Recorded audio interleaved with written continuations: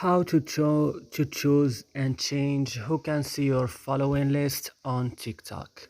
Today guys, I will teach you how to do this. Just watch this video until the end and make sure that you like and subscribe in this channel. So let's start. First you will just go to TikTok, then open it. After this, when your TikTok is open, you will just go to profile here. Then when your profile is open, you will just go on this three line, then click, and then go to settings and privacy, click again, and then guys, you will just go to privacy here, then open it, and then on privacy guys, you will just go to you will go down to following list, you click, and here you can change or choose who can see your following list of your TikTok account. And that's it. I hope this video is useful for you. Don't forget to like and subscribe in our channel. See you next video.